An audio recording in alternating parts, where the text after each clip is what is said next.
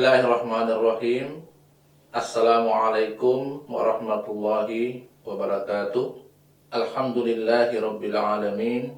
Assalatu wassalamu ala asyrafil anbiya'i wal mursalin wa ala alihi wa ashabihi rasulillahi ajma'in. Amma ba'du. Pertama-tama mari kita bersyukur kepada Allah Subhanahu wa taala dengan mengucapkan alhamdulillahirabbil alamin. Kedua, mari sama-sama kita berselawat kepada junjungan Nabi kita Muhammad sallallahu alaihi wasallam. Allahumma sholli ala sayyidina Muhammad wa ala ali sayyidina Muhammad. Kita patut bersyukur kepada Allah Subhanahu wa taala karena sampai pada detik ini kita masih diberikan iman, masih diberikan kesempatan, masih diberikan kesehatan sehingga kita bisa beraktivitas sebagaimana biasanya. Dan juga kita patut menyampaikan selawat kepada Nabi kita Muhammad sallallahu alaihi wasallam. Semoga dengan sering berselawat kepada beliau kita akan mendapatkan syafaatnya di yaumil akhir kelak.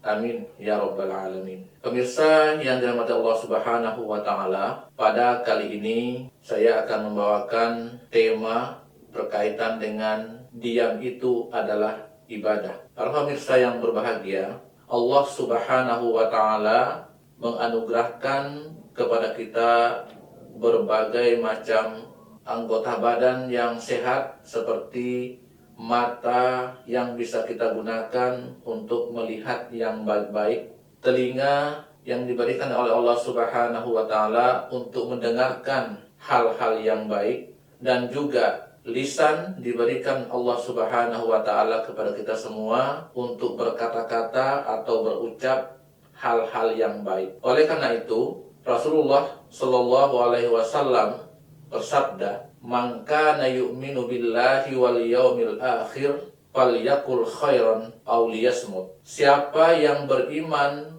kepada Allah Subhanahu wa taala dan beriman kepada hari akhir, maka hendaklah dia berkata-kata atau berucap yang baik atau diam saja. Hadis ini diriwayatkan oleh Imam Bukhari dengan nomor hadis 6110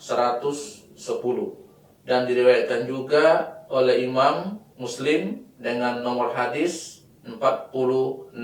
Nah, maksud dari hadis ini adalah kita mengucapkan atau berkata-kata itu bukan berarti dilarang oleh Allah Subhanahu wa taala, akan tetapi kita punya batasan-batasan tertentu sehingga apa yang kita ucapkan, apa yang kita utarakan dalam lisan kita itu betul-betul mendatangkan manfaat. Oleh karena itu, kalau seandainya dalam kehidupan kita ini kita diberikan lisan yang baik, maka gunakanlah untuk berucap atau berkata-kata yang mendatangkan manfaat bagi orang banyak. Kalau sekiranya ucapan kita itu dapat membuat keonaran sehingga orang tersinggung, maka itulah yang dimaksud dengan diam itu adalah ibadah. Hadirin pemirsa yang dirahmati Allah Subhanahu wa taala, dalam kehidupan kita sehari-hari sering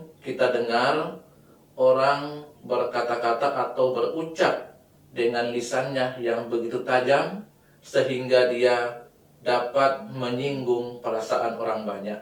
Akan tetapi dalam hadis ini juga bukan berarti kita itu tidak boleh berekspresi melalui lisan kita. Kita malah makan dianjurkan untuk menyampaikan sesuatu yang benar melalui lisan kita.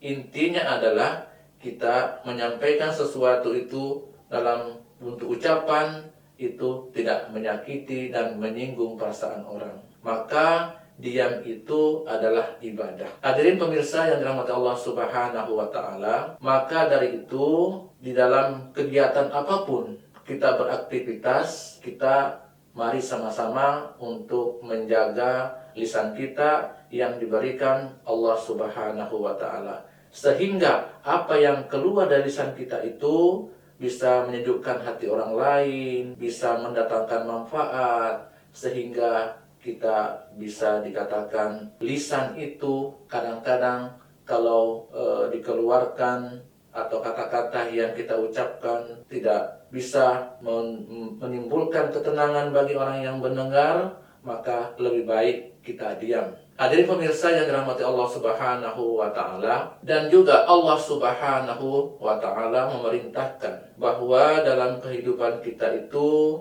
tidak semua apa yang kita pikirkan mestinya harus kita keluarkan melalui lisan kita, tapi harus melalui filter atau disaring terlebih dahulu, sehingga yang kita ucapkan betul-betul mendatangkan faidah bagi orang banyak yang mendengarkan. Hadirin pemirsa yang dirahmati Allah Subhanahu wa Ta'ala, maka dari itu melalui kesempatan ini kita semuanya berharap bahwa kita selalu mengucapkan hal-hal yang baik dan berperilaku yang baik, terutama lisan kita. Karena pepatah mengatakan kalau pedang melukai tubuh masih ada harapan sembuh, tapi kalau lidah melukai perasaan, kemana obat hendak dicari. Barangkali itu saja yang perlu kami sampaikan. Terima kasih. Assalamualaikum warahmatullahi wabarakatuh.